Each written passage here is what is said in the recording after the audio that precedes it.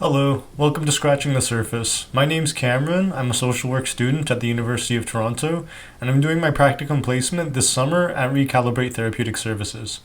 In this video, I'm going to be going over personality disorders, what they are, what causes them.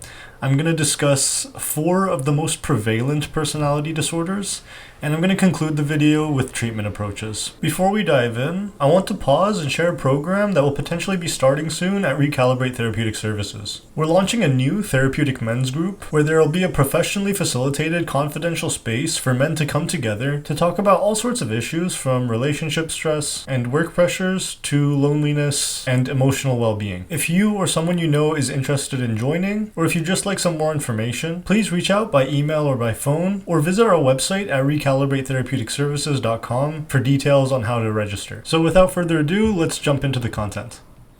So here's my presentation on personality disorders, and we can start by figuring out what a personality disorder is in the first place. The American Psychiatric Association defines personality disorders as a way of thinking, feeling, and behaving that deviates from the expectations of the culture, causes distress or problems functioning, and lasts over time. It's not a fleeting mood or a rough patch. These are enduring patterns. And for a diagnosis to be made, these patterns must affect at least 2 of these key areas: how a person thinks about themselves and others, how they respond emotionally and manage their feelings, how they relate to other people, or how they control or sometimes struggle to control their own behavior. Statistics Canada estimates that between 6% and 15% of the population lives with a personality disorder. In the most recent version of the Diagnostic and Statistical Manual of Mental Disorders, there are 10 specific personality disorders that are listed. The DSM organizes these 10 personality disorders into 3 distinct categories. There's Cluster A, which involves odd or eccentric thinking, Cluster B, which involves dramatic, emotional, or erratic behavior, and Cluster C, which involves fearful or anxious patterns. Now we may be wondering what causes a personality disorder, and the honest answer is that there's no single cause. Rather, we understand personality disorders through the lens of both nature and nurture, a complex interplay between genetics and environment. Starting with the nature side, research tells us that genetics and temperament play a role. Some people are just born with a heightened sensitivity to stress, or a natural tendency towards impulsivity or anxiety. These innate traits create a foundation upon which life experiences build. We also know that brain structure and neurotransmitter functioning can influence how a person regulates their emotions and impulses. In some cases, there are observable brain changes associated with certain personality disorders. Now, turning to the nurture side, childhood trauma is one of the most significant contributing factors. Many individuals with personality disorders have experienced abuse, neglect, or significant emotional pain during their formative years. Verbal abuse in particular can be deeply damaging. When a child is repeatedly told that they're worthless, unlovable, or a burden, these messages become internalized and shape how they see themselves and others for years to come. Beyond the immediate family, broader cultural also plays a role. Cultural norms around emotional expression, gender roles, and individual versus collective identity can influence how personality traits are expressed and whether they're seen as problematic. What is considered deviant in one culture may be perfectly acceptable in another one. Personality disorders are not a choice, a moral failing, or a character flaw. They're complex conditions that emerge from a web of interacting factors, and understanding that complexity can help us move away from blame and towards compassion, recognizing that every person is trying their best with the hand that they're dealt. So now I'll be discussing 4 of the most prevalent personality disorders, and I'm going to start with obsessive compulsive personality disorder, otherwise known as OCPD. This condition falls under Cluster C, which is characterized by anxiety, insecurity, and fear. OCPD is defined by an extensive preoccupation with perfectionism, organization, and control.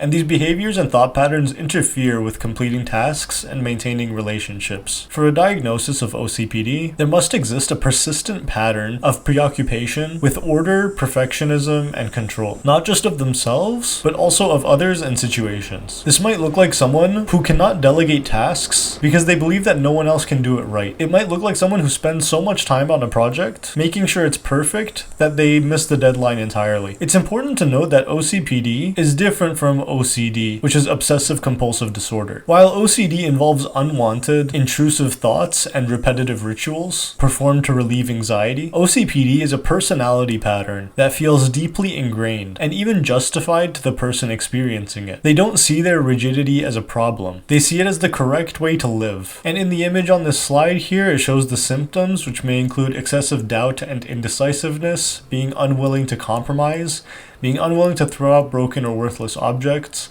perfectionism that interferes with completing tasks, becoming overly fixated on a single idea, task, or belief, and difficulty coping with criticism. The next one here is borderline personality disorder, or BPD, and this one falls under cluster B, which is characterized by dramatic, emotional, and erratic behavior. BPD is defined by periods of intense feelings and uncontrollable emotions after a triggering event, affecting the way one sees themselves and causing them to act impulsively. These emotional experiences are not just mood swings. Rather, they can be overwhelming and can feel impossible to regulate. In response to these overwhelming feelings, individuals with BPD may act in ways that are harmful or regrettable. It's important to recognize that individuals with BPD are at a greater risk of developing other mental health conditions. Depression, anxiety, eating disorders, and substance use disorders are all common co-occurring challenges. Perhaps most critically, there's a significantly greater risk of suicide and self-harm among those living with BPD. These aren't attention-seeking behaviors. They're desperate attempts to cope with profound emotional pain that feels unbearable. One of the most important things we can do is understand the depth of the pain and to respond with compassion rather than judgment. People with BPD are often deeply sensitive, caring individuals who've experienced significant invalidation or trauma. With the right support, recovery, and meaningful change are absolutely possible. And on this slide as well, on the right, you can see some of the symptoms of BPD, which include fear of abandonment, unstable relationships, changing self-image, rapid mood changes, impulsive behavior, self-harm or suicidal threats, feeling empty, intense anger, and disconnected thoughts. Now turning to narcissistic personality disorder, or NPD. This also falls under cluster B, which is characterized by dramatic, emotional, or erratic behavior. NPD is defined as having an excessive need to impress others or feel important, which can drive harmful behaviors and negatively affect oneself and those around them. The grandiosity we see on the outside of someone with NPD often masks a deeply fragile sense of self-worth underneath. The person becomes driven to seek constant validation and admiration from others because they cannot generate a stable sense of self-esteem from within. It can manifest as a sense of entitlement, a lack of empathy, or a tendency to exploit others for personal gain. It's also important to recognize the significant mental health risks associated with NPD. Individuals with this condition are at greater risk of developing mood disorders, body dysmorphic disorder, and substance use disorders. They're also more likely to have co-occurring personality disorders such as BPD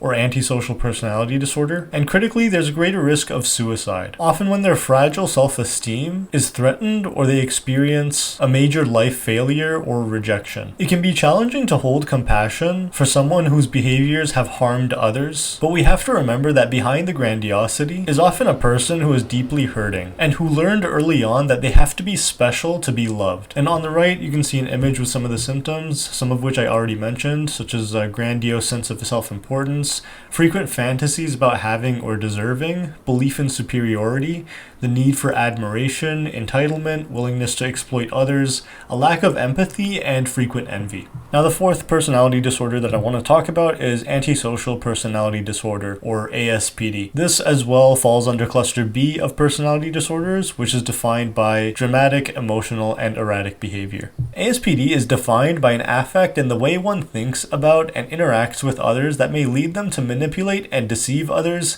exploit them, disregard the law or the rights of others, and feel no remorse for one's actions. It's not simply about being difficult or non-compliant. These patterns are deeply ingrained and enduring, and they can have significant consequences. Individuals with ASPD are at a greater risk of entanglement with the justice system, and they're also at an increased risk of developing substance use disorders, which can further impair judgment and escalate harmful behaviors. Additionally, there's a heightened risk of perpetrating abuse, cruelty, or neglect neglect upon others. While the behaviors associated with this diagnosis can be frightening, it's important to remember that ASPD, like all personality disorders, emerge from a complex interplay of genetic vulnerability, environmental stressors, and often significant childhood adversity, including abuse, neglect, and unstable caregiving. Some of the symptoms of ASPD are on the right here in the image, and some of them I already mentioned, such as hostility towards others, impulsive behavior, disregard for rules, feelings of superiority, manipulating others,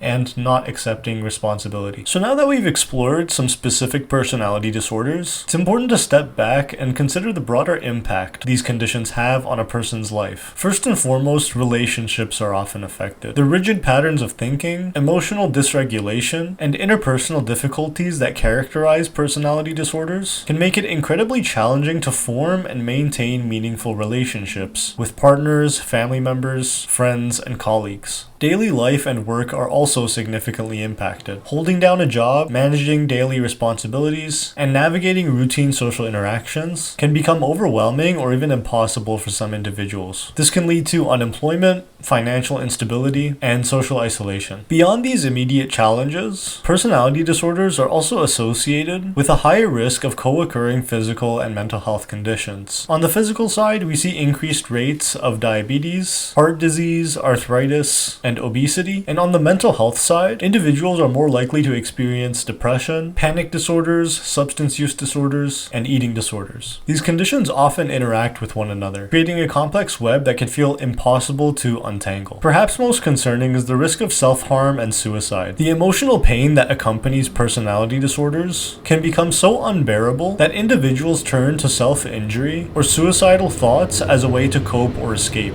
These are cries for relief rather than cries for attention. Understanding this impact is essential because it reminds us that we're addressing the whole person and not just the personality disorder itself. So we're taking into account their relationships, their environment, their physical health, and their safety. Now we arrive at what I believe is the most hopeful part of this conversation, which is treatment. While personality disorders can be deeply challenging, it's important to understand that recovery and meaningful change are possible. With the right support, individuals can learn to manage their symptoms, build healthier relationships, and improve their quality of life. On the slide here are some of the evidence-based treatment approaches that have shown significant effectiveness. One of the most well-known and researched therapies is dialectical behavioral therapy, also known as DBT. Developed specifically for individuals with BPD, DBT focuses on teaching skills in 4 main areas: mindfulness, distress tolerance, emotional regulation, and interpersonal effectiveness. It helps individuals learn to manage intense emotions, reduce impulsive behaviors, and build healthier relationships. And research by Setkowski and their colleagues in 2023 continues to affirm its effectiveness, especially for BPD. Another widely used approach is cognitive behavioral therapy, also known as CBT. CBT helps individuals identify and challenge unhelpful thought patterns and beliefs that drive problematic behaviors. It's a practical, goal-oriented approach that can be adapted to address the specific challenges associated with various personality disorders. The research showcased on Charlie Health's website highlights its ongoing relevance and effectiveness. Schema therapy is another powerful modality, particularly for individuals with ingrained, long-standing patterns. This approach integrates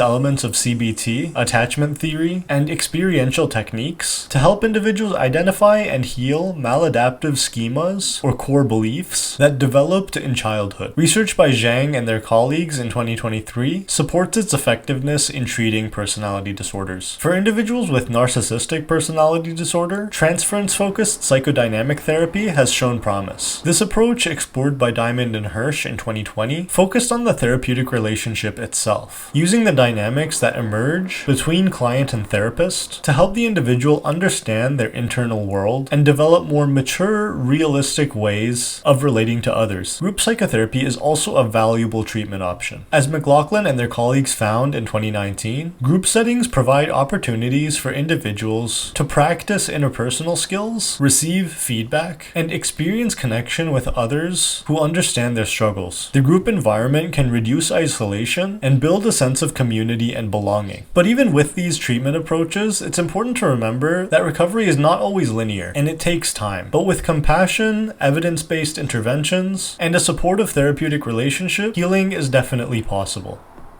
But that's just scratching the surface. If you'd like to learn more about personality disorders, the links to the sources that I used for this video are in the description below. And if you or someone you know is struggling with a personality disorder or their mental health in general, then don't hesitate to reach out to Recalibrate Therapeutic Services, where the experienced mental health practitioners can help you with non-judgmental and compassionate care. You can also reach out if a group program is something you may be interested in. But that's all for this video. Thanks for watching, I hope you learned something, and I'll catch you in the next one.